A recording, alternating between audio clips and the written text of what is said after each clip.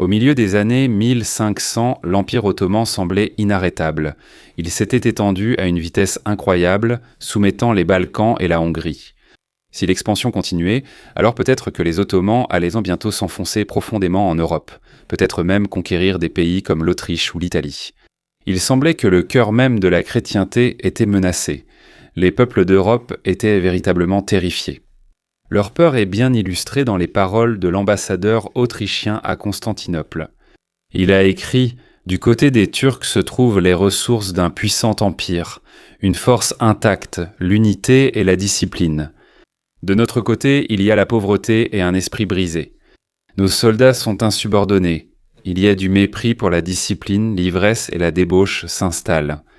Le pire de tout, c'est que l'ennemi est habitué à la victoire et nous à la défaite. Pouvons-nous douter du résultat ?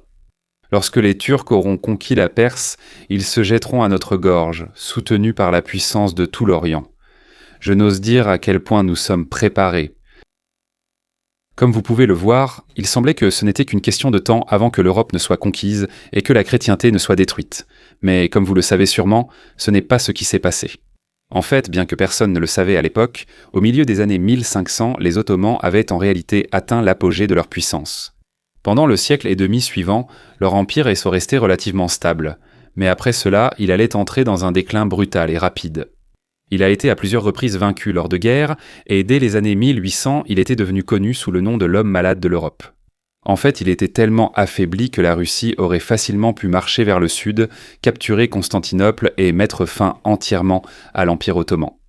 La seule chose qui les en empêchait était la pression politique exercée par la Grande-Bretagne et la France. Essentiellement, l'Empire ottoman était tellement faible que la seule chose empêchant son effondrement était que son existence était commode pour d'autres nations. En fait, les puissances européennes faisaient simplement référence à la question de savoir quoi faire du vieil empire en ruine comme étant la question d'Orient. Essentiellement, ils devaient redécider du sort de l'empire et ils ne savaient pas quoi en faire. Alors, comment cela s'est-il produit ? Comment l'un des empires les plus puissants de l'histoire a-t-il connu un déclin aussi stupéfiant ? Pourquoi a-t-il perdu autant de guerres et pourquoi n'a-t-il pas pu se réformer ? Dans cette vidéo, je vais répondre à toutes ces questions. Mais d'abord, faisons un rapide aperçu de l'histoire, de l'ascension et de la chute de l'Empire ottoman. À la fin des années 1200, la péninsule anatolienne était un patchwork de petits États. Pendant des siècles, elle avait fait partie de l'Empire byzantin, mais au XIIIe siècle, l'Empire byzantin était très affaibli et avait perdu beaucoup de territoire. Peu à peu, la région avait été colonisée par des tribus turques qui l'avaient divisée en petites principautés. L'Empire ottoman a commencé son existence comme l'une de ces petites principautés. Il a été fondé en 1299 par un homme nommé Osman, et au cours des décennies suivantes, il allait s'étendre à une vitesse incroyable. En seulement 100 ans, ils avaient conquis une immense quantité de territoire, profitant de la faiblesse de l'Empire byzantin. Les puissances européennes ont bien essayé d'arrêter l'expansion avec 2 croisades, mais les 2 tentatives ont échoué. Les Ottomans étaient pas là pour rester, cependant, ils ont subi une lourde défaite. En 1402, des mains d'un chef de guerre nommé Timur, originaire d'Asie centrale. Le sultan fut capturé lors de la bataille, ce qui entraîna une guerre civile entre ses fils. L'empire était au bord de l'effondrement. Heureusement pour les Ottomans, aucune autre puissance n'a pu profiter du chaos dans lequel ils se trouvaient. En quelques années, un de ses fils a pris le contrôle de l'empire et lancé la reconstruction. Les Ottomans ont continué à s'étendre, et bientôt leur attention s'est tournée vers la seule grande ville qu'ils n'avaient pas encore conquise, Constantinople. Constantinople était bien plus petite et moins importante qu'auparavant, mais elle restait bien protégée derrière ses immenses murailles. En 1453, après un long siège et l'utilisation de canons géants, les Ottomans ont réussi à capturer Constantinople. La ville devint la nouvelle capitale de l'Empire ottoman et marqua le début de son âge d'or. Après avoir capturé Constantinople, les Ottomans continuèrent à s'étendre. Ils ont conquis l'Égypte, la Syrie et des territoires dans les Balkans. Ces régions étaient très riches et ont donné à l'Empire le contrôle des villes saintes de la Mecque et de Médine. Puis, en 1520, le trône fut pris par peut-être le sultan le plus important de toute l'histoire ottomane, Soliman le Magnifique.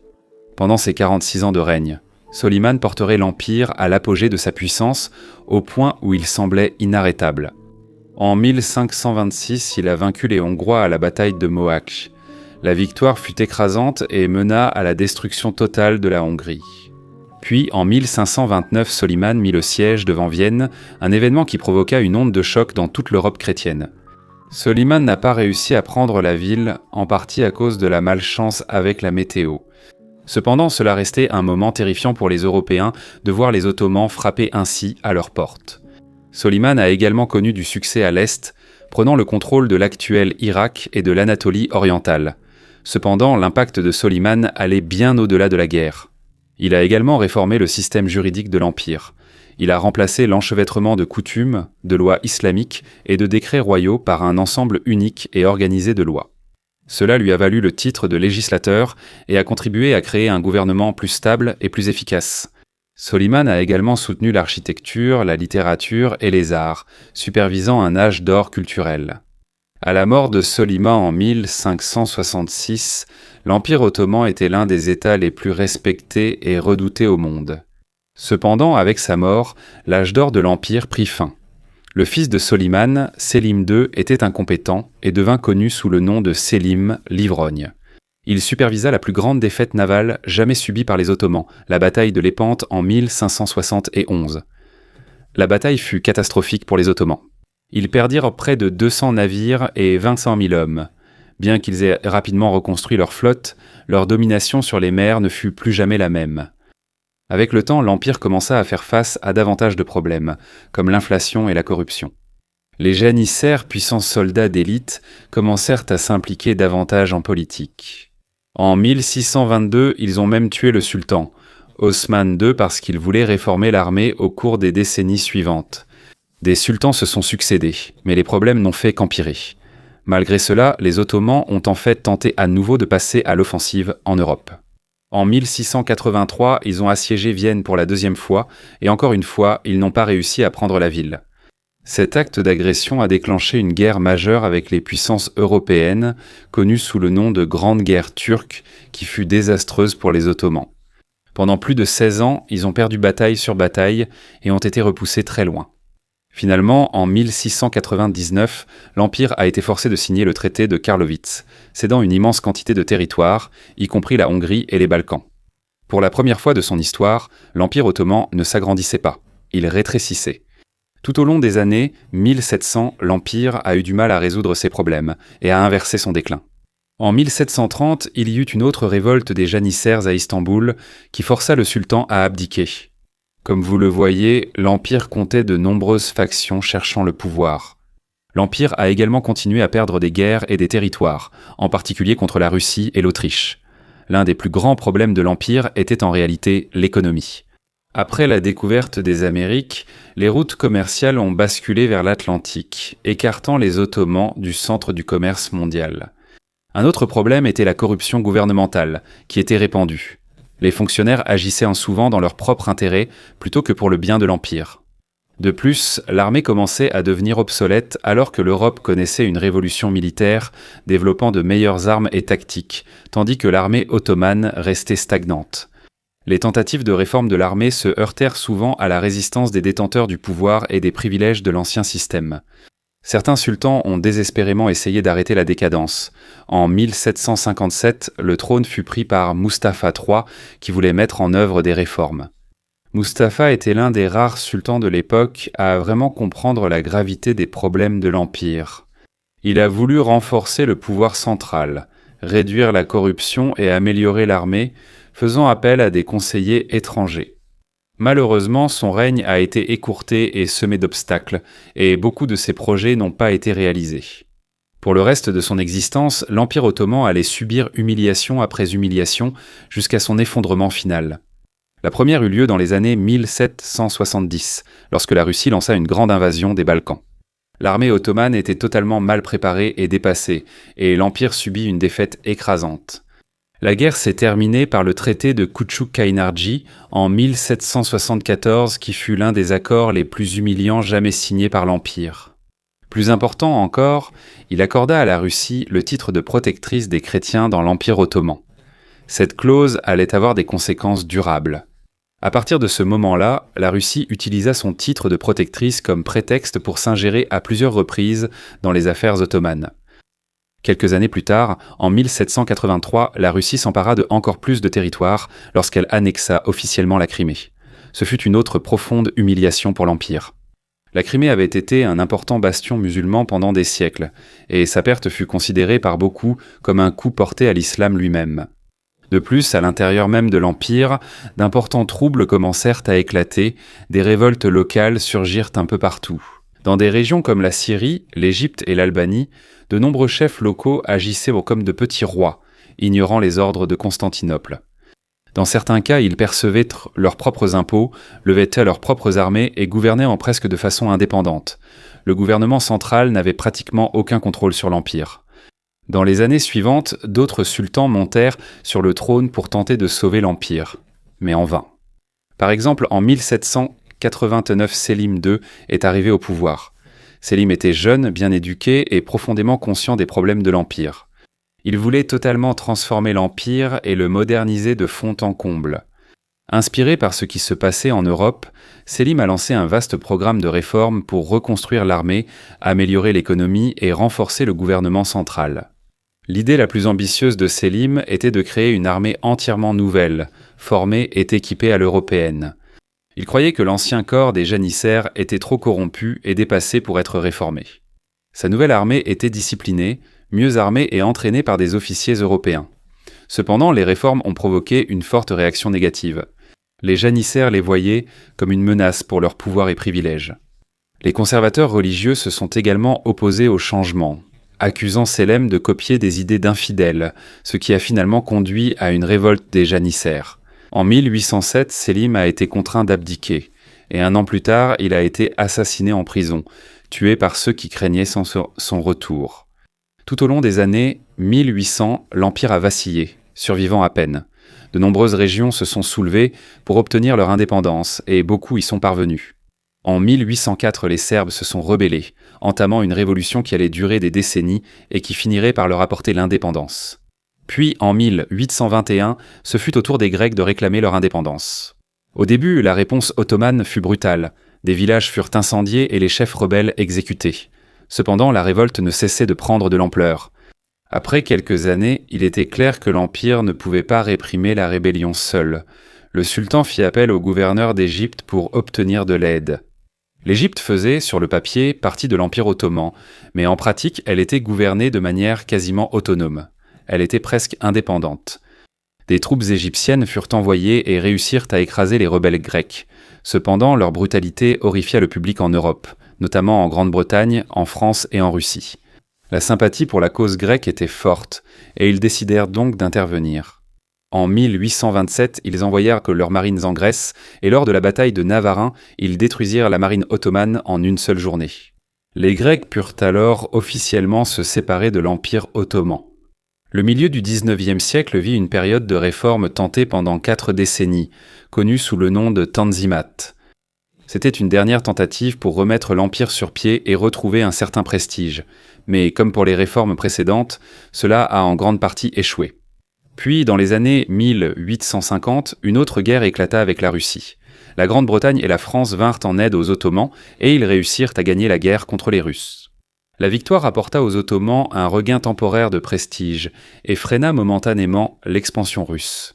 Cependant, il était clair pour tout le monde que les Ottomans n'avaient de gagner que grâce à l'aide européenne, et non pas grâce à leurs propres forces. Pendant les négociations de paix, la Grande-Bretagne et la France exigèrent d'importants changements internes des Ottomans. En particulier, ils exigèrent une égalité juridique totale pour tous les sujets, qu'ils soient musulmans, chrétiens ou juifs. En théorie, chacun aurait désormais les mêmes droits d'occuper des fonctions publiques, de rejoindre l'armée et d'utiliser les mêmes tribunaux. Il fallait aussi mieux protéger la vie, la propriété et la liberté religieuse.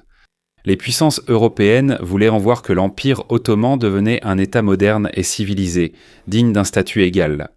L'Empire voulait aussi moderniser ses infrastructures. Les Ottomans ont beaucoup emprunté aux banques européennes pour construire chemins de fer, lignes télégraphiques et ports modernes. Une nouvelle marine a été créée et des écoles européennes ont ouvert dans les grandes villes. Istanbul en particulier a commencé à ressembler davantage à une ville européenne, avec de grandes avenues et un éclairage public. Cependant, tous ces investissements ont eu un coût énorme. Les finances de l'Empire étaient déjà fragiles, et l'emprunt rapide l'a plongé encore plus dans la dette. Le gouvernement s'appuyait sur des prêts étrangers à taux élevés, difficiles à rembourser. Une grande partie des fonds a été gaspillée en raison de la corruption ou d'une mauvaise planification. Dans les années 1870, le remboursement de la dette absorbait une grande partie des revenus de l'État, ne laissant presque rien pour l'armée ou les besoins intérieurs. Finalement, en 1876, l'Empire ottoman a fait défaut sur ses dettes. Ce défaut a entraîné une implication européenne encore plus grande dans les affaires ottomanes.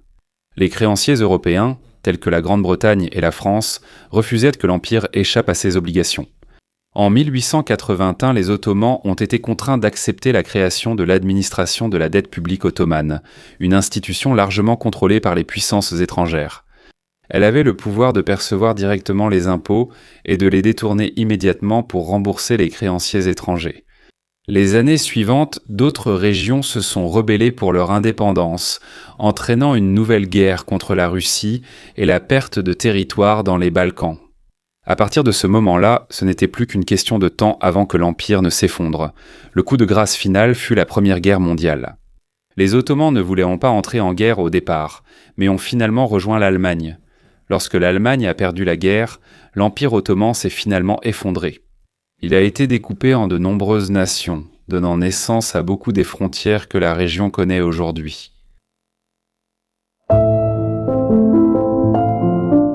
Voilà donc l'histoire de l'Empire ottoman, de son ascension à son effondrement total. Maintenant, pour la question de la vidéo, pourquoi l'Empire est-il devenu si faible ? Avant de répondre à cette question, il faut d'abord en traiter une autre, liée mais différente. Quand le déclin de l'Empire a-t-il commencé ? Vous voyez, il y a en fait un véritable débat parmi les historiens sur le moment exact où le déclin a commencé. Pendant longtemps, les historiens pensaient que le déclin avait commencé en 1566 avec la mort de Soliman le Magnifique. L'histoire racontait que le règne de Soliman était un âge d'or et qu'après sa mort, tous les sultans étaient vraiment incompétents. On considérait essentiellement cela comme un long et lent déclin depuis la mort de Soliman jusqu'à l'effondrement de l'Empire en 1918. D'autres historiens soutiennent qu'en réalité, l'Empire ottoman est resté assez stable pendant plus d'un siècle après la mort de Soliman. Ils soutiennent que ce n'est qu'après la Grande Guerre turque, à la fin des années 1600, que l'Empire a réellement commencé son déclin. Cela semble avoir du sens quand on se rappelle que la Grande Guerre turque a commencé parce que les Ottomans ont assiégé Vienne. C'était une tentative d'étendre leur empire. Bien sûr, ce siècle n'a pas dû être si mauvais pour eux s'ils envisageaient d'essayer de capturer Vienne et d'envahir l'Europe occidentale. Cela revient essentiellement à une question. Comment voyons-nous ce siècle après la mort de Soliman le Magnifique ? Faut-il l'avoir comme une période de déclin, de stabilité ou de stagnation ? Wikipédia semble très déterminé à ce que nous considérions tous cette période comme une soi-disant transformation, ce qui pour moi n'a pas beaucoup de sens. Dans cette vidéo, je ne prendrai pas parti sur cette question, mais je vais me concentrer sur un point sur lequel les historiens s'accordent tous. C'est qu'au cours de cette période, l'Empire a connu d'énormes problèmes. Alors, quels étaient certains de ces problèmes ? Je pense qu'un premier problème était que beaucoup des avantages dont les Ottomans bénéficiaient lors de leur expansion avaient été neutralisés. D'autres nations les ont essentiellement rattrapés. Quels sont donc ces avantages ? Je veux en souligner deux en particulier. Leur utilisation des canons et leurs troupes d'élite, appelées janissaires. Concernant les canons, les Ottomans n'ont pas forcément commencé à les utiliser plus tôt que les autres nations, mais ils sont devenus compétents dans leur utilisation plus rapidement. Plus que tout, ils ont pris le potentiel de l'artillerie plus au sérieux et en ont fait un usage plus important. Par exemple, les Ottomans disposaient d'un corps d'artillerie dédié bien avant la plupart des autres États. Il était composé de canonniers professionnels, de fabricants de poudre, d'ingénieurs et d'équipes logistiques pour que tout fonctionne. Les Ottomans devançaient ainsi la plupart des autres puissances de l'époque. La plupart des armées européennes n'ont obtenu ce type de corps d'artillerie professionnel qu'à la fin des années 1400, voire même au 1500. Il est aussi essentiel de préciser que les canons ottomans étaient de grande qualité, fabriqués en bronze et coulés d'une seule pièce. Beaucoup d'armées à l'époque utilisaient des canons en fer forgé. fabriqués avec plusieurs barres plates martelées pour leur donner forme, puis des anneaux les forçaient à adopter celle d'un tube. Les canons ottomans en bronze avaient de nombreux avantages sur ceux en fer forgé, puisqu'ils étaient à couler d'une seule pièce. Ils avaient moins de faiblesses structurelles, supportaient de plus fortes explosions et duraient plus longtemps. Un canon en bronze bien fabriqué pouvait durer des décennies s'il était entretenu, tandis que ceux en fer forgé s'usaient ou éclataient souvent plus tôt. De plus, les coulées d'une seule pièce leur donnaient des âmes plus lisses et des formes plus régulières, offrant ainsi une meilleure précision. Enfin, le bronze ne rouille pas comme le fer, ce qui rendait les canons en bronze plus faciles à entretenir et mieux adaptés à un usage naval. Peut-être que le meilleur exemple de l'innovation et de l'agressivité des Ottomans dans l'utilisation des canons est en fait le siège de Constantinople en 1453. Pendant des siècles, Constantinople avait été la capitale de l'Empire byzantin, mais à cette époque, l'Empire byzantin était très affaibli. Cependant, pour les Ottomans, conquérir Constantinople ne serait pas facile. La ville avait survécu à 20 sièges au fil des siècles grâce à ses immenses doubles murailles et à sa position stratégique en bord de mer. 3 décennies plus tôt, les Ottomans avaient intenté un siège, mais leurs canons n'étaient pas assez puissants pour détruire les murailles. Cependant, les Ottomans ont tiré des leçons de leur erreur qu'ils avaient commise. L'un des métallurgistes les plus talentueux de l'époque, un Hongrois nommé Urban, a réussi à fabriquer un canon de proportions monstrueuses, avec un fût de 8 mètres de long, capable de tirer un boulet de pierre pesant plus d'une demi-tonne. Le canon était si grand qu'il fallait avertir les civils alentours un jour, avant les essais pour éviter toute panique. Le canon gigantesque fonctionnait bien, et il fut donc envoyé pour détruire les murs de Constantinople. Le bombardement devait être un spectacle étonnant, avec d'énormes boulets de pierre s'écrasant contre les murs, les secouant et broyant la pierre contre la pierre. Le pilonnage incessant finit par briser le mur extérieur, permettant aux Ottomans d'avancer leurs canons et de tirer directement sur Constantinople. Finalement, les Turcs réussirent à forcer l'une des portes et à prendre la ville d'assaut. Il n'est pas exagéré de dire que c'est l'artillerie qui a permis aux Ottomans de remporter la bataille. Au cours du siège, ils avaient en tiré plus de 5000 boulets de canon et utilisé environ 55 tonnes de poudre à canon. Comme vous le voyez, les canons ont été essentiels à l'expansion rapide de l'Empire ottoman. Cependant, vers le milieu des années 1500, leur avantage en artillerie avait été largement neutralisé, principalement parce que les autres puissances les avaient tout simplement rattrapés. Bien que les Ottomans aient été à l'origine des innovateurs en artillerie, ils ont finalement été dépassés. Vers la fin des années 1500, les Européens ont développé des canons plus petits et plus maniables, qui étaient tellement plus faciles à utiliser sur le champ de bataille. Ainsi, lors des batailles en terrain ouvert, les armées européennes pouvaient déployer leur artillerie plus vite et efficacement, obtenant un avantage tactique. Les Ottomans, quant à eux, continuèrent de s'appuyer sur leur tactique traditionnelle, avec des canons très lourds qui sont progressivement devenus obsolètes. Une autre évolution importante fut l'invention des forteresses en étoile, qui étaient bien plus résistantes aux canons ottomans lors des sièges. La forme des forteresses en étoile offrait aux défenseurs des champs de tir croisés, empêchant ainsi les assaillants de trouver un angle mort. Les forteresses en étoile avaient également des murs épais et inclinés, capables de mieux absorber et dévier les tirs de canon. Cela rendait beaucoup moins probables les brèches spectaculaires que les canons de siège ottomans provoquaient autrefois. En conséquence, les sièges devenaient plus longs et coûteux, et finalement moins susceptibles de réussir. Un autre atout majeur des Ottomans durant leur expansion était leur système de janissaires. Les janissaires étaient les troupes d'élite de l'Empire, et ils étaient recrutés par un système de conscription très particulier. Les fonctionnaires ottomans allaient dans les villages chrétiens des Balkans pour sélectionner des garçons destinés à devenir janissaires. Les garçons étaient arrachés de force à leur famille et envoyés à Istanbul, où ils étaient forcés de se convertir à l'islam et recevaient un entraînement militaire intensif. L'idée de recruter des janissaires de cette manière était que cela signifiait que leur lien avec leur famille avait été coupé. Donc, en théorie, ils devaient une loyauté totale au sultan, ce qui était censé faire d'eux une force de combat fanatiquement dévouée et hautement professionnelle. Cependant, peut-être que le plus grand avantage des janissaires était en réalité bien plus banal que cela. Ils formaient une armée permanente et professionnelle à une époque où cela était rare. En fait, certains historiens ont même affirmé que les janissaires étaient la première armée permanente moderne en Europe. Le fait qu'ils soient professionnels signifiait qu'ils pouvaient devenir des guerriers extrêmement compétents. Ils s'entraînaient toute l'année à toutes les tactiques de combat et armes modernes, devenant des archers et des arquebusiers experts. Ils étaient un atout énorme sur le champ de bataille. Aucun autre État d'Europe de l'Est ne pouvait déployer une armée permanente aussi grande, bien financée et bien entraînée. Cependant, avec le temps, l'avantage des janissaires a diminué. Pour commencer, d'autres États en Europe ont également commencé à former leurs propres armées permanentes professionnelles. C'est devenu la norme. De plus, la qualité des janissaires en tant que soldats a diminué avec le temps. Ce qui avait été au départ un système brillant pour créer des soldats loyaux et extrêmement compétents est progressivement devenu corrompu à mesure que l'Empire s'est étendu, les postes devenant héréditaires, transmis de père en fils. De plus, le besoin de plus de troupes a conduit à un assouplissement des règles, et ainsi le corps a été inondé de recrues qui n'avaient pas reçu l'entraînement rigoureux et la discipline. Le nombre de janissaires est passé d'environ 10 000 dans les années 1400 à plus de 50 000 dans les années 1600. Essentiellement, les janissaires ont augmenté en quantité et diminué en qualité. En fait, le déclin de la qualité des janissaires peut réellement être observé sur le champ de bataille. Un bon exemple est le siège de Khotyn en 1621. Opposés à la Pologne, les Ottomans avaient un énorme avantage numérique. Plus de 100 000 soldats contre 40 000 pour la Pologne. De plus, beaucoup de soldats ottomans étaient donc des janissaires, censés être des troupes d'élite. En réalité, les janissaires se sont très mal comportés et ont été forcés de lever le siège. Une grande partie de leurs problèmes venait du fait qu'ils utilisaient des tactiques dépassées.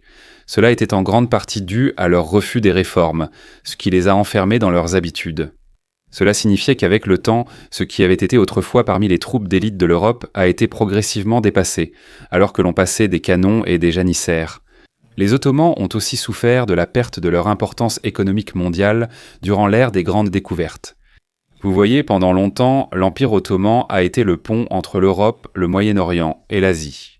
Il occupait une position extrêmement stratégique à l'intersection de 3 continents. Cela lui a permis de monopoliser bon nombre des routes commerciales les plus lucratives du monde et de devenir incroyablement riche. Pendant des siècles, les marchandises circulant entre l'Europe, le Moyen-Orient et l'Inde devaient pratiquement passer par les terres ou les eaux ottomanes. Les épices d'Inde, la soie de Chine ou les pierres précieuses de Perse empruntaient toutes des routes commerciales contrôlées par les Ottomans. Bien sûr, toute cette richesse leur permettait de dépenser beaucoup pour leur armée. C'était un élément clé de leur expansion et de leur montée en puissance. Cependant, à la fin des années 1400, cette position privilégiée a été remise en cause par 2 évolutions majeures. La première fut lorsque des explorateurs portugais, comme Vasco de Gama, découvrirent qu'il était possible d'atteindre l'Inde en contournant l'Afrique par la mer. Cela signifiait que les Européens pouvaient importer des marchandises directement dans leur propre port, au lieu de devoir passer par l'Empire ottoman. L'ampleur du changement des flux commerciaux est stupéfiante. Dès les années 1500 plus, des 3/4 du poivre importé en Europe passait par le Portugal. Le chiffre était probablement similaire pour d'autres épices. Comme vous l'imaginez, cette perte de revenus commerciaux fut une catastrophe pour les Ottomans, suivie d'un autre événement important qui les affaiblit encore. C'était bien sûr la découverte des Amériques en 1492. Cela, encore une fois, a détourné le commerce de l'Empire ottoman, cette fois vers l'Atlantique. Des villes comme Lisbonne, Anvers et Londres sont devenues des centres commerciaux cruciaux et ont commencé à éclipser les grandes villes ottomanes. La perte de cette position clé dans le commerce mondial a été une très mauvaise nouvelle pour les Ottomans. Cela les a rendus moins riches, moins puissants et moins importants. Outre le déclin rapide du commerce, la découverte des Amériques a également apporté un autre problème économique à l'Empire, l'inflation. Au milieu des années 1500, l'Espagne a conquis de vastes régions d'Amérique centrale et du Sud, ce qui lui a donné accès à une énorme quantité d'or et d'argent. Ces métaux précieux ont ensuite été extraits des Amériques et ramenés en Europe. À cette époque, l'Empire ottoman utilisait une monnaie basée sur l'argent, donc l'afflux de tout cet argent a considérablement réduit la valeur de la monnaie ottomane. Cela a entraîné une inflation énorme. En fait, les prix ont été multipliés par 5. L'inflation a été incroyablement déstabilisante pour l'Empire. Il y a eu une révolte des janissaires. Lorsqu'ils ont remarqué que leur salaire valait en moins, ils ont exigé une augmentation de leur paie ainsi que l'exécution de 2 fonctionnaires, dont le grand trésorier. Le sultan a été contraint d'accepter les demandes, il a augmenté leur salaire et exécuté les fonctionnaires. Le gouvernement a bien essayé de lutter contre l'inflation, mais ils ne savaient vraiment pas quoi faire. Pour être honnête, il n'y avait pas grand-chose qu'ils auraient pu faire. Tant qu'ils avaient une monnaie basée sur l'argent et que l'offre d'argent augmentait de façon spectaculaire, il y aurait toujours de l'inflation. Néanmoins, ils ont essayé. L'une des choses qu'ils ont essayé, c'était le contrôle des prix. Ils ont publié des listes de prix fixant des prix maximum pour des choses comme le pain et la viande, dans le but de protéger les consommateurs. En théorie, les commerçants qui faisaient payer trop cher risquaient d'en recevoir de lourdes sanctions. En pratique, cependant, il était pratiquement impossible de faire respecter ces prix. De plus, les commerçants se contentèrent de stocker les marchandises, causant des pénuries. Je dois préciser que la perturbation massive causée par l'afflux d'argent en provenance du Nouveau Monde a touché toute l'Europe. Ce n'était pas seulement un problème ottoman, en fait, on l'appelle la révolution des prix espagnole, et c'était un gros problème dans de nombreux pays différents. Je souhaite maintenant aborder des problèmes spécifiques auxquels les Ottomans ont fait face, que les autres nations d'Europe n'ont pas rencontrés. L'un d'eux est qu'ils avaient une cour extrêmement corrompue et dysfonctionnelle. Bien sûr, toutes les cours de l'époque connaissaient une certaine corruption, mais je pense que la cour ottomane était particulièrement corrompue parce qu'elle avait quelques caractéristiques que les autres cours n'avaient pas. En particulier, je parle du harem du sultan. Le harem était essentiellement un véritable palais dans le palais, rempli d'épouses, de concubines et de parentes, toutes cherchant à gagner de l'influence. En théorie, le harem était un espace domestique privé, mais en pratique, c'était une arène politique impitoyable. Au centre de tout cela se trouvait la mère du sultan, qui portait le titre de valide sultan. Elle avait souvent un pouvoir énorme, contrôlant qui devenait concubine et quel statut leur était accordé. Elle pouvait utiliser son influence pour promouvoir des alliés ou saper des rivaux à la cour. Bien sûr, la mère du sultan avait le plus d'influence si le sultan lui-même était incapable de gouverner. Cela pouvait arriver s'il était trop jeune ou mentalement inapte. Dans de tels cas, la mère du sultan pouvait devenir régente et elle-même pouvait créer des lois pour les concubines du sultan. Le but ultime était bien sûr de donner naissance à un fils et de le voir devenir héritier du trône. Cela faisait du harem une arène politique à enjeux élevés avec une concurrence féroce. Les rivalités pouvaient mener à la violence, voire à des assassinats. Globalement, les femmes pouvaient détenir beaucoup de pouvoir dans l'Empire ottoman. En fait, les 2 siècles précédents 1700 sont parfois appelés le sultanat des femmes, parce qu'elles étaient si dominantes pendant cette période. Un bon exemple de l'une de ces femmes incroyablement puissantes était une femme nommée Kosim. La sultane Kosim a commencé son ascension en tant qu'une des épouses du sultan Ahmed Ier au début des années 1600. Cependant, Ahmed mourut très jeune, à l'âge de 27 ans, et le trône passa donc à son frère. Cela aurait très bien pu être la fin du rôle de Kosim en politique. Après tout, elle n'était qu'une des nombreuses épouses d'un sultan défunt. En fait, elle allait dominer la politique ottomane pendant des décennies. Elle était une manœuvrière politique incroyablement habile et a finalement réussi à faire monter 2 de ses fils sur le trône. Pendant le règne de ses fils, elle exerçait beaucoup d'influence, nommant les fonctionnaires qu'elle voulait et décidant de la politique étrangère ottomane. Cependant, l'influence de Kosim n'était pas toujours positive pour l'Empire. Elle favorisait la loyauté au détriment du mérite, ce qui a entraîné de la corruption. Lorsque son petit-fils, Mehmed IV, est monté sur le trône, elle a en fait essayé de le faire remplacer parce qu'il n'était pas assez facile à influencer. Elle voulait un candidat plus malléable qu'elle pourrait contrôler. Cela l'a mise en conflit avec sa belle-fille et la mère de Mehmed IV Turkan. La rivalité entre les 2 femmes s'est transformée en une véritable lutte de pouvoir, chacune recrutant des alliés à la cour. Finalement, en 1651, Kosim a été assassinée sur ordre de Turkan. Elle aurait été étranglée avec un rideau dans ses appartements. Ce type de lutte de pouvoir n'était pas unique. Ce genre de manigance avait constamment lieu à la cour ottomane. Quelque chose que je veux vraiment souligner, c'est que les harems étaient absolument énormes, comptant jusqu'à 500 personnes. Il est important de préciser que le harem n'était pas composé uniquement de femmes. Il y avait aussi, bien sûr, les eunuques.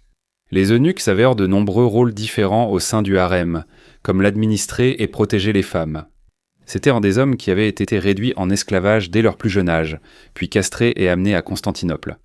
Je pense que beaucoup ignorent que de nombreux eunuques subissaient l'ablation de tous leurs organes génitaux, pas seulement des testicules.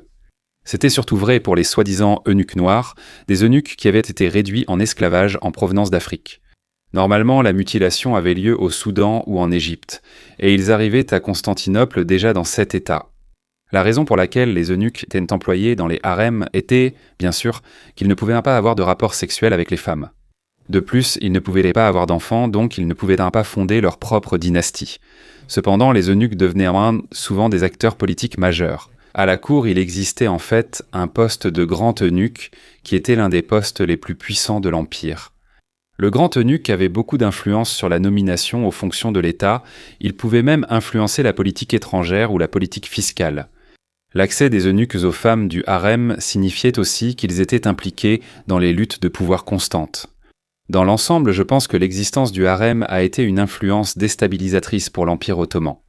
Le fait d'avoir cette grande institution remplie de personnes intrigantes a apporté énormément de chaos à la cour ottomane. Je pense que si elle existait dans l'Empire ottoman, mais moins dans les cours d'Europe, c'est parce qu'elle venait directement de la loi islamique. En particulier le fait que, dans l'islam, il est permis à un homme d'avoir plusieurs épouses. Maintenant, en théorie, le sultan ne pouvait avoir que 4 épouses. Toutes les autres femmes étaient des concubines. En pratique, cependant, cette distinction ne signifiait rien en réalité. Ce qui est crucial, c'est que le fils d'une concubine avait autant de chances de monter sur le trône que le fils d'une épouse. En fait, presque tous les sultans étaient les fils de concubines, plutôt que d'épouses officielles. En Europe occidentale, rien de tel n'existait. Maintenant. Il va sans dire que de nombreux rois européens avaient des maîtresses, mais leurs enfants n'étaient pas légitimes. Ils étaient considérés comme des bâtards. Cela signifiait qu'il y avait beaucoup moins d'ambiguïté quant à l'héritier du trône. Les sultans ottomans, en revanche, pouvaient avoir un très grand nombre de fils, tous légitimes. Par exemple, Mourad Ier est connu pour avoir eu au moins 27 fils. Cela a conduit à une autre source de chaos au sein de l'Empire ottoman, les disputes de succession. Vous voyez, dans la plupart de l'Europe, lorsqu'un souverain mourait, son fils aîné montait sur le trône. En théorie, cela permettait une transition de pouvoir en douceur, sans ambiguïté sur le successeur au trône. Cependant, les Ottomans avaient un système beaucoup plus propice à la guerre civile. Lorsque le sultan mourait, le trône était laissé ouvert à la contestation entre ses fils. Cette règle de succession apparemment folle venait des origines ottomanes, en tant que société tribale turque.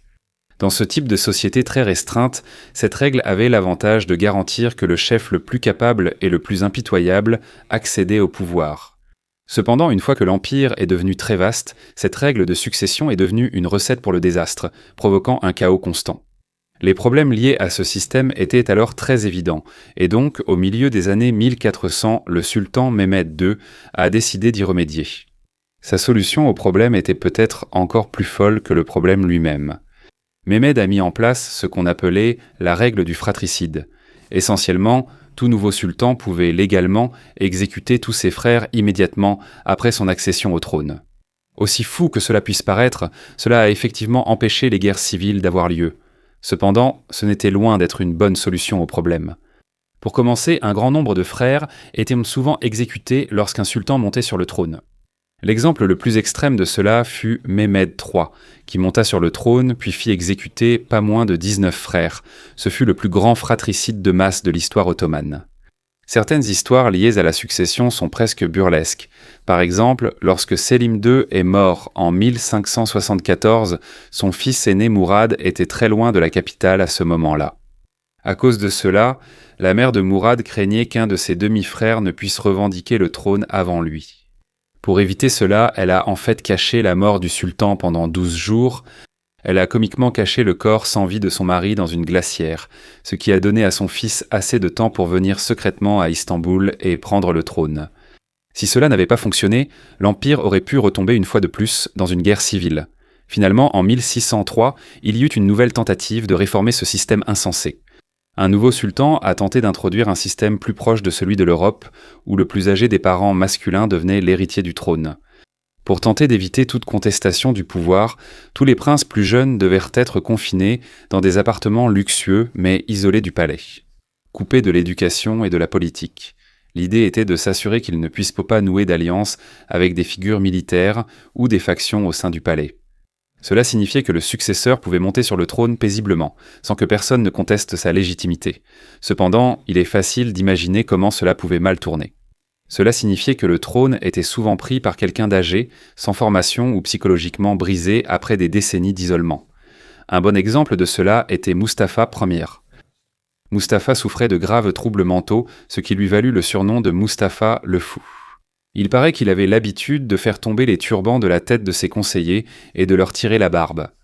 Il refusait de croire que son neveu décédé était mort et passait ses journées à le chercher dans le palais. Il a finalement été déposé à cause de sa folie. Comme vous le voyez, les successions restaient un grand problème dans le système ottoman. Une autre source importante de corruption et de chaos dans la politique ottomane était déjà évoquée. Les janissaires. L'un des plus grands problèmes avec les janissaires était qu'ils étaient extrêmement rebelles et insubordonnés. En fait, tout au long de l'histoire de l'Empire ottoman, il y a eu au moins 15 révoltes majeures des janissaires. Même lorsqu'ils n'étaient pas en révolte ouverte, les janissaires étaient vraiment souvent peu coopératifs ou causaient des problèmes. Un bon exemple de cela est le siège de Vienne en 1529. Juste pour vous rappeler, il y a eu 2 sièges de Vienne, et celui-ci était le premier des 2. Le siège s'éternisait et l'hiver approchait rapidement. Finalement, les janissaires décidèrent qu'ils en avaient assez et exigèrent donc une augmentation de leur solde. S'ils n'obtenaient pas gain de cause, ils menacèrent de lever le siège et de rentrer chez eux. Le sultan n'eut d'autre choix que d'accepter leurs exigences. Un autre bon exemple fut la bataille de Khotyn en 1621 que j'ai brièvement mentionné plus tôt, juste pour vous le rappeler. C'était contre la Pologne, et les Ottomans avaient un énorme avantage numérique, mais ils ont tout de même perdu, bien après cette défaite. Le sultan a blâmé les janissaires pour leur mauvaise performance. Il a dit que c'était leur refus de se moderniser qui leur avait coûté la bataille. En réponse, les janissaires ont en fait organisé un coup d'État et l'ont assassiné. Aussi choquant que cela puisse paraître, ce n'était pas la seule fois qu'un sultan était tué par les janissaires. Dans les années 1800, le sultan Selim III a également été assassiné par les janissaires. Et pour exactement la même raison, il essayait de les forcer à se réformer et ils ne le voulaient prendre son pas. Bien sûr, si les janissaires étaient prêts à assassiner des sultans, ils étaient aussi prêts à assassiner d'autres membres de la cour, et cela arrivait aussi très souvent. Par exemple, en 1603, ils ont assassiné un eunuque parce qu'il devenait trop puissant. En fait, ils ont tué l'eunuque devant le sultan qui pleurait mais était impuissant à les arrêter. Comme vous pouvez le voir, les janissaires faisaient à la loi eux-mêmes. Et dans l'ensemble, je pense qu'ils étaient très néfastes pour le fonctionnement de l'Empire. Ils étaient une source de corruption et d'instabilité. Voilà donc quelques-uns des problèmes qui ont existé pendant longtemps dans l'Empire ottoman. Pour le reste de la vidéo, je voudrais me concentrer en particulier sur la période après 1700. Comme je l'ai mentionné plus tôt, il y a un débat parmi les historiens pour savoir si le siècle précédent 1700 était une période de déclin ou non. Ce sur quoi tous les historiens peuvent s'accorder, c'est qu'après 1700, l'Empire est entré dans un déclin assez rapide. Pour vous rappeler, les Ottomans ont assiégé Vienne pour la 2e fois en 1683, ce qui a déclenché la Grande Guerre turque. Ils allaient perdre cette guerre, ce qui leur a coûté beaucoup de territoires dans les Balkans, y compris la Hongrie. Au fil des décennies, ils continuèrent à perdre du pouvoir et à prendre du retard sur le reste de l'Europe. Pour moi, le premier événement qui signifie vraiment l'arrivée de la véritable faiblesse ottomane a en fait été la guerre avec la Russie, qui a commencé en 1768. Cette guerre fut importante non seulement parce que les Ottomans l'ont perdue, mais aussi à cause du déclin de leur armée. Par rapport aux guerres précédentes, par exemple, les Ottomans avaient en fait mené une guerre contre la Russie 3 décennies plus tôt, dans les années 1730, et lors de cette guerre, ils avaient réellement réussi à opposer une assez bonne résistance. La guerre s'est terminée par une impasse, et les Russes n'ont pas réussi à obtenir une victoire décisive. Cependant, la guerre de 1768, en revanche, était extrêmement déséquilibrée. Dès le début, les Russes étaient totalement dominants, ils surpassaient complètement les Ottomans. Quand on regarde certaines batailles spécifiques, c'est étonnant à quel point les Ottomans étaient désespérés. Par exemple, lors de la bataille de Kagul, environ 20 000 Russes ont réussi à mettre en déroute une force ottomane presque 10 fois plus nombreuse. Ils ont perdu environ 1000 hommes, tandis que les Ottomans en ont perdu plus de 20 000. Lors de la bataille de Kozloutsa, 8 000 Russes ont réussi à vaincre une force ottomane de 40 000 hommes. Comme vous pouvez le voir, les forces ottomanes étaient très loin d'égaler la qualité des Russes. C'était surtout dû à l'utilisation de tactiques obsolètes et à une mauvaise gestion des chaînes d'approvisionnement. Je pense que cette guerre nous montre qu'à la fin des années 1700, les Ottomans étaient déjà bien engagés dans leur déclin. Ils avaient déjà pris beaucoup de retard par rapport au reste de l'Europe. Il est important de souligner que cette défaite humiliante est survenue moins d'un siècle après que les Ottomans assiégés Vienne. En seulement 91 ans, ils sont passés de la menace d'envahir l'Europe occidentale à une extrême faiblesse. Comme vous le voyez, les dynamiques de pouvoir en Europe ont changé très vite. Une autre raison pour laquelle cette guerre est importante, c'est que je pense que la Russie pouvait sûrement prendre Constantinople. Ils avaient anéanti des armées ottomanes, détruisant totalement leur morale. Seules la Grande-Bretagne et la France arrêtaient les Russes. Ils refusaient tout que la Russie prenne Constantinople, car cela aurait bouleversé l'équilibre des pouvoirs entre eux. Ce que cela signifie pour l'Empire ottoman, cependant, c'est qu'à partir de ce moment-là, il n'a essentiellement existé que parce que la Grande-Bretagne et la France le voulaient. Il décidait de son sort et pouvait à tout moment autoriser la Russie à agir et à conclure l'affaire. Essentiellement, l'Empire ottoman était une sorte d'empire zombie, maintenu en vie parce que cela arrangeait les autres puissances. C'est dans cet état que l'Empire ottoman a continué d'exister pendant encore un siècle et demi. Maintenant, je veux parler davantage de cette période, et en particulier, pourquoi l'Empire est resté aussi faible. Il vaut la peine de se rappeler que cela n'était pas forcément inévitable. En théorie, l'Empire aurait pu se réformer et résoudre certains problèmes. J'aborde maintenant pourquoi il ne l'a pas fait. Pourquoi était-il incapable de sortir de l'ornière où il s'était retrouvé ? Eh bien, peut-être que la chose la plus importante sur laquelle se concentrer est que les Ottomans ont totalement échoué à s'industrialiser. Vous voyez, à partir des années 1800, peut-être que la chose la plus importante qui déterminait la richesse et la puissance d'un pays était son niveau d'industrialisation. Malheureusement pour les Ottomans, ils ont complètement échoué à ce niveau. On voit à quel point leur industrialisation a été limitée. Il est intéressant d'observer l'Empire juste avant la Première Guerre mondiale, à la fin de sa vie. L'essentiel est de savoir comment il se comparait aux autres nations à l'époque. Une statistique clé pour mesurer l'industrialisation d'un pays était la part de la population active dans l'agriculture. À mesure que les sociétés utilisaient de plus en plus de machines, les gens quittaient les champs et commençaient à travailler dans les usines. La Grande-Bretagne et l'Allemagne, les nations les plus industrialisées, avaient donc une faible proportion de leur population active dans l'agriculture. En Allemagne, c'était environ 33%, tandis qu'en Grande-Bretagne, c'était un minuscule 12%. Dans l'Empire ottoman, en revanche, il y avait encore pas moins de 80% de la population travaillant dans l'agriculture. Seulement environ 10% du PIB ottoman provenait de l'industrie, ce qui signifiait bien sûr que l'économie ottomane dans son ensemble était minuscule.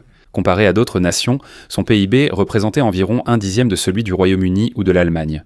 Si l'on tient compte de la population, l'écart se réduit, mais il reste très important. Comme vous le voyez, le PIB par habitant de l'Empire ottoman était inférieur au tiers de celui de certaines puissances. Étant moins industrialisé, il comptait aussi moins d'usines. Par exemple, la Grande-Bretagne comptait des dizaines de milliers d'usines. Le Lancashire à lui seul possédait plus de 2500 filatures de coton. Cependant, lors du recensement ottoman de 1915, il n'y avait que 282 usines recensées, un chiffre dérisoire. C'était une histoire similaire en ce qui concerne les chemins de fer. Comme vous pouvez le voir, en 1914, les Ottomans n'avaient imposé qu'environ 10% du réseau ferroviaire de l'Allemagne ou de la France, même si leur territoire était 5 fois plus grand. Donc j'espère qu'à ce stade, je vous ai convaincu que les Ottomans ont complètement échoué à s'industrialiser. Mais la question demeure, pourquoi en était-il ainsi ? Eh bien, l'une des principales raisons était l'existence de ce qu'on appelait les corporations. Les corporations existaient dans de nombreuses sociétés à l'époque médiévale. Elles étaient un peu comme des syndicats ou des cartels approuvés par l'État. Pour exercer une certaine profession, par exemple celle de forgeron, il fallait obtenir l'approbation de la corporation des forgerons. Cependant, en Europe, les corporations ont commencé à décliner à la fin des années 1700. Cela s'explique par le fait que les Européens ont commencé à adopter les idées du capitalisme de marché libre. Et les corporations étaient essentiellement des barrières pour les nouveaux entrants, elles étouffaient la concurrence. Par exemple, en France, les corporations ont été effectivement interdites en 1791, afin de garantir la libre entreprise après la Révolution française. Le gouvernement britannique a aussi promulgué des lois dans les années 1800, retirant presque tout pouvoir aux corporations. Cependant, dans l'Empire ottoman, les corporations ont survécu beaucoup plus longtemps, certaines de leurs fonctions ayant persisté jusqu'à l'effondrement de l'Empire. Elles opéraient sous des chartes officielles du sultan et étaient surveillées par des fonctionnaires de l'État. Les corporations ottomanes avaient une relation étroite avec les janissaires, ce qui était unique. Le fait d'être soutenu par un groupe armé aussi élite et organisé leur conférait un pouvoir que la plupart des corporations européennes n'ont jamais eu. Il existe de nombreux exemples où les corporations ont freiné le progrès dans l'Empire ottoman.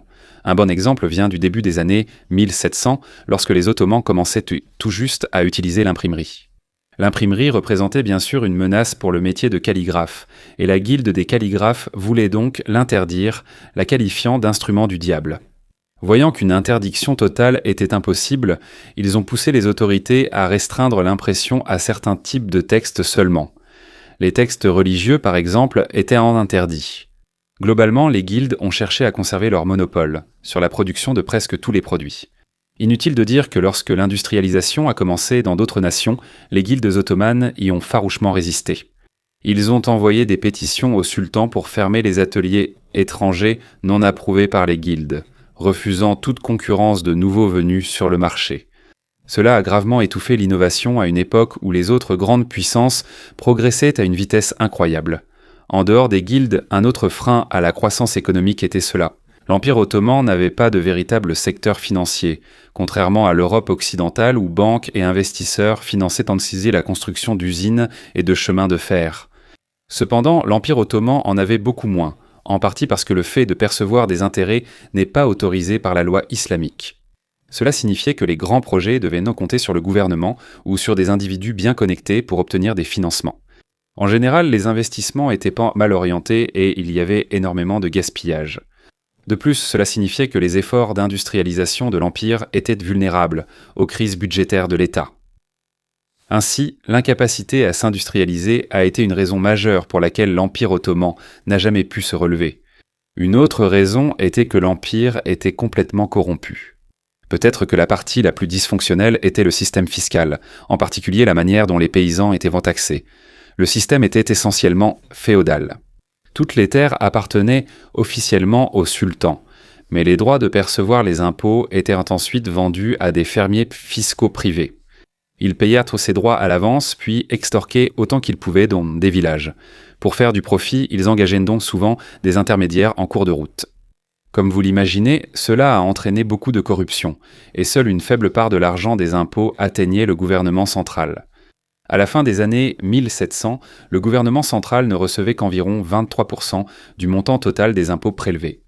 Le système militaire était également incroyablement dysfonctionnel, en grande partie à cause des janissaires. Ils étaient absolument déterminés à ne pas se moderniser. Au début des années 1800, le sultan Selim III a effectivement tenté de les réformer, alors ils ont organisé un coup d'État pour le renverser. Ce coup d'État a déclenché une longue lutte de pouvoir entre les janissaires et le sultan suivant, Mahmoud II. Mahmoud savait que les janissaires étaient un énorme obstacle aux réformes, alors il voulait enfin les faire tomber. Cependant, il ne pouvait pas agir contre eux immédiatement car ils avaient encore un pouvoir énorme dans l'Empire. Il a passé des années à constituer en secret des forces loyales tout en faisant semblant de respecter les privilèges des janissaires. Finalement, en 1826, il est passé à l'action. Lorsque les janissaires se sont révoltés à nouveau, Mahmoud a ordonné à ses troupes loyales de les écraser. Le résultat fut un massacre qui a anéanti la plupart des janissaires, ce qui est devenu connu sous le nom de l'événement heureux. Il en a exécuté environ 6000 et a officiellement aboli le corps, mettant fin une bonne fois pour toutes à leur pouvoir d'obstruction. Avec la disparition des janissaires, Mahmoud II était enfin libre de moderniser l'armée selon le modèle européen, créant une nouvelle force militaire, entraînée et équipée, semblable à celle des puissances occidentales. La disparition des janissaires fut suivie d'autres grandes tentatives de réforme de l'Empire. Les plus célèbres furent les réformes du Tanzimat, qui commencèrent en 1839. Le sultan publia une liste ambitieuse de choses qu'il espérait accomplir. La ferme fiscale devait être abolie, mettant fin à un système corrompu où des individus achetaient le droit de percevoir les impôts. À sa place, le sultan proclama un système fiscal centralisé, à nouveau basé sur les systèmes européens modernes. Les réformes abolirent la discrimination religieuse, donnant à tous les sujets les mêmes droits. Enfin, en ce qui concerne l'armée, les réformes remplaceraient les levées semi-féodales par un système de conscription moderne qui recruterait des soldats en proportion de la population de chaque province. C'était essentiellement la première fois que la conscription universelle était introduite dans l'Empire ottoman, réformant complètement l'armée. Malheureusement, les réformes ont eu un succès limité. Elles n'ont pas abordé certains des principaux problèmes économiques de l'Empire, comme le pouvoir des corporations. Les élites musulmanes conservatrices ont également rejeté l'idée d'égalité entre toutes les religions. Dans certaines régions, la mise en œuvre de l'égalité des droits a entraîné des violences, ainsi qu'une colère liée à la conscription. Les chrétiens bénéficiaient d'une dérogation en payant une taxe au lieu du service, contrairement aux musulmans, suscitant ressentiment et violence. L'Empire ottoman a continué tant bien que mal pendant encore quelques décennies avant de s'effondrer définitivement. Durant cette période, il y a eu encore plus de tentatives de réforme, mais aucune n'a abouti. Je pense que, plus que tout, le problème était simplement que Constantinople n'arrivait pas à exercer suffisamment de pouvoir sur ses territoires. Constantinople ne pouvait pas réformer l'Empire parce qu'elle n'en avait tout simplement pas le contrôle.